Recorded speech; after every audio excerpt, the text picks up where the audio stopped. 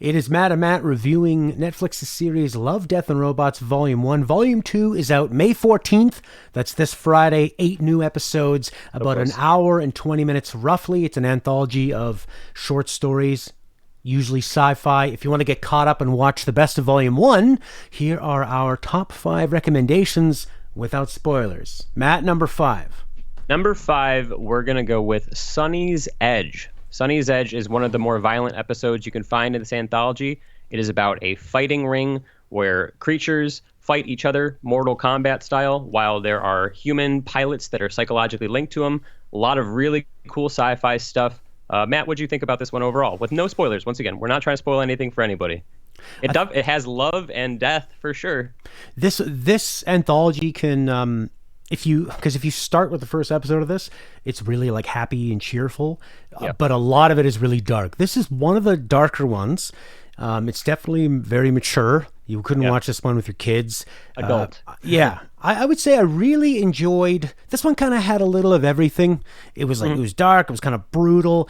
It had nice theming, and I feel like the kind of like twist and resolution were well earned, and I felt pretty satisfied by the end of it. It's a good way to dip your toes into Love, Death, and Robots, kind of knowing this is what we're gonna get. It's gory, it's dark, it's got its twists, but it's cool, it's action packed, and if you like this, you'll probably like the rest of the ones on our list. Number 4, Matt, is a bit different. Tell us what it is. If you don't like all the dark stuff and being gory, this one is extremely bright, colorful, and really funny. If you were a fan of Pinky and the Brain, you're going to recognize the narrator. I think it's really like an expert comedic satire on sort of our place in society. And what's the episode name? Oh, sorry, it's When the Yogurt Took Over. That's kind of all you really need, going spoiler free. It's very quick. It's very, like Matt said, it's very funny. It's very punchy. This is one of the shortest episodes, I believe. It is very short. 7-8 minutes. It's just one of those things. It's funny. And when you're going through an anthology like this that's kind of mixing with different thoughts and different philosophies, it's easy to suspend your disbelief and kind of roll with the punches in this kind of wild, wacky story. I've heard kind of alternating criticisms on this one, but for me, it's the light, kind of airy, comedic stuff that helps the darker episodes like Sunny's Edge not feel too dark and too overbearing. So I give this one a thumbs up as well. A nice number 4. And I could also recommend the yogurt episode to kids could watch it. And anybody. And absolutely anybody should watch this one, which I can't say about all the other ones. So Matt, number 3. Number 3 is a personal favorite of mine. Not only is it a personal favorite episode, but it's also a personal favorite story. It is Beyond the Aquila Rift. This is a story about a crew in the decent future, the far future, and they drift off course. The pilot wakes up out of cryosleep and discovers that they're far off their destination, and things only get worse from there. It's a story originally written by Alistair Reynolds, who also wrote another one that's going to be further up on our list. So if you like this episode, you watch it, go read the book. It's, without spoiling a lot, it is, whereas other episodes like to get more gory, get more intense, get very, very brutal, this one is a brooding kind of suspense. They're drifting you along. You know something's not quite right, but you're not quite sure what it is, and it all kind of culminates in this really cool ending. It is one of the best applications of the subgenre called cosmic horror. It is a sci-fi subgenre of horror where the thing that's scary about it is something that is so unfathomable it is hard for us as humans to comprehend. And it's a subgenre it's really hard to get, especially in the visual style medium, because books is where you see cosmic horror a lot. But I'm a big, big fan of Beyond the Aquila Rift and Alistair Reynolds stuff in general. Matt, what do you think of this one? This one I've also heard, some people love it, some people not too huge fans, but generally it's a good one. What I liked about this one is that the artistic choice, because all the different episodes in this anthology have a variety of animation, whether it's hand-drawn, computer-generated. What I liked about Beyond the Aquila Rift is that the type of animation they use for it is so perfectly suited for the story they're telling.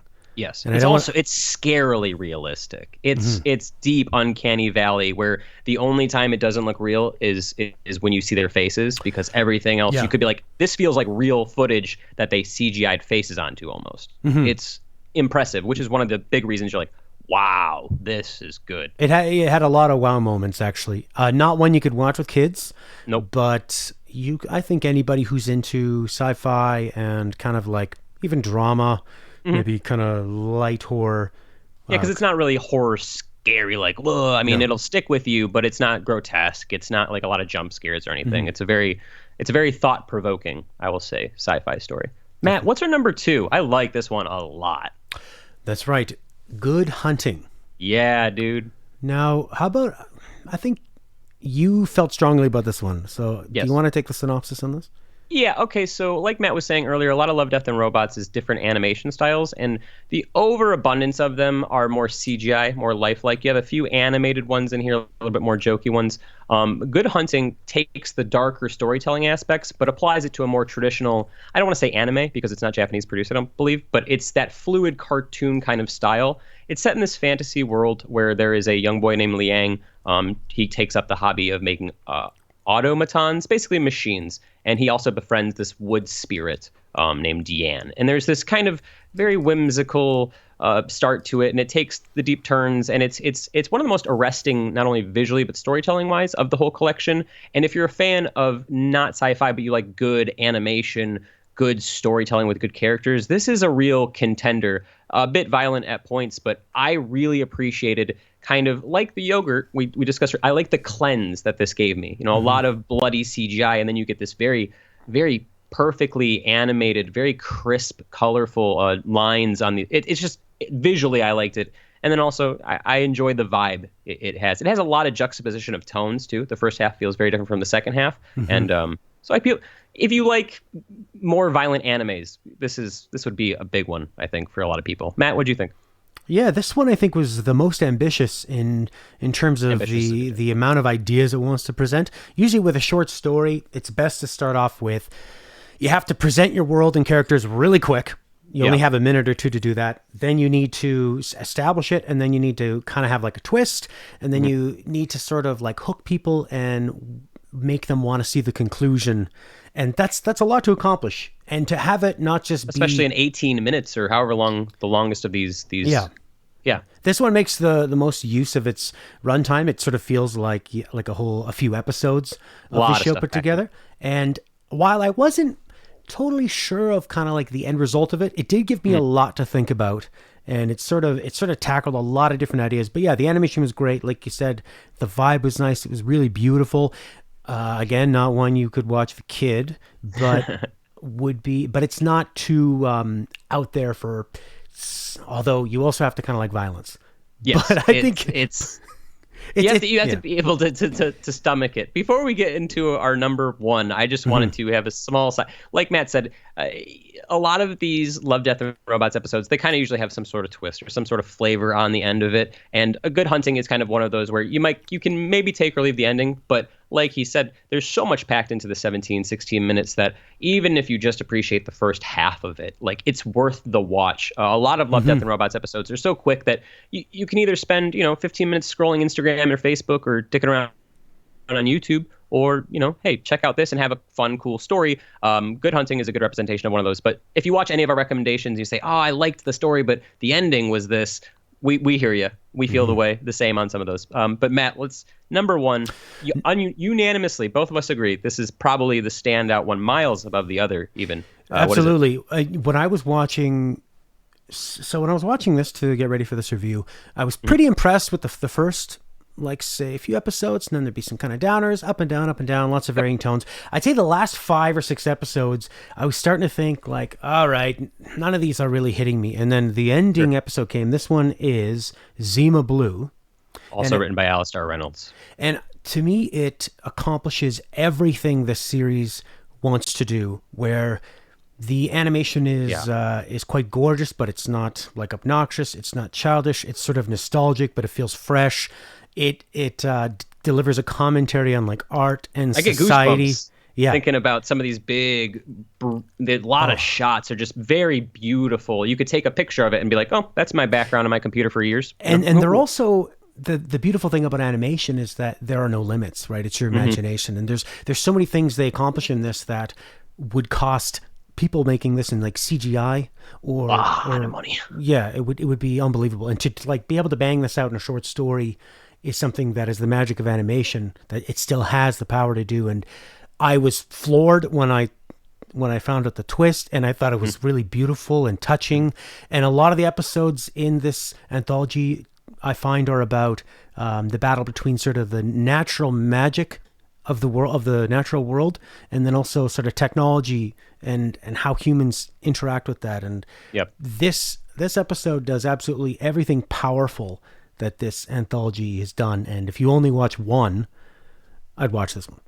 I have, Matt pretty much said all that I have to say too. If anything, it's a tight 10 minutes, and that's removing the first minute of maybe, hey, it's a new episode, and the last 2 minutes of credits. So we're talking about like a 6-minute masterfully written, masterfully paced story that encompasses everything thematically that Love, Death, and Robots is trying to do without the excess amounts of gore, without the excess amounts of nudity. It's like Matt said, anyone can watch this. Obviously, kids aren't not really going to understand the bigger parts of it because it's a lot to take in, but it is just one of the best pieces of animated TV, in my opinion.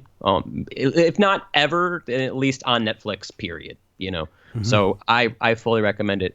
Maybe, I don't know, if you haven't watched Love, Death, and Robots, Matt, would you say watch this one first, last? Where would you put it? Because it's a mountain. If you're only gonna watch one, I would watch this one, but this one is I'm really glad you said that they had changed around the track listing. I'm glad this was the last one I watched.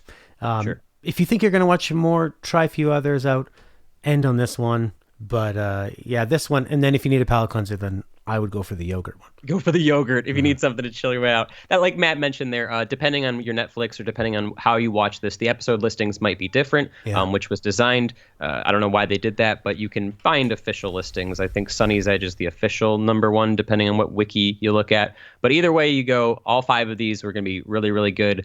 We can't wait for Love, Death, and Robots Volume 2. Matt, I'm excited. Absolutely. So if you're watching us on YouTube, these episodes are also available on the 90s Kid podcast. There's also a video and an audio episode where we're going to go over every episode in this first volume. Spoilers. Baby. So if you go and you watch a few of them and you want to hear our thoughts and see how they line up with yours, check that out. And then as soon as the volume 2 comes out, we watch them. We're going to be doing the same thing for that. Hell yeah, baby.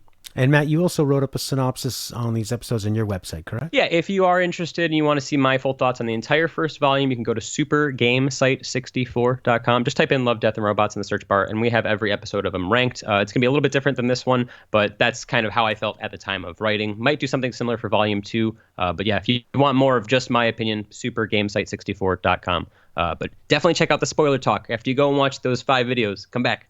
Bye. Bye.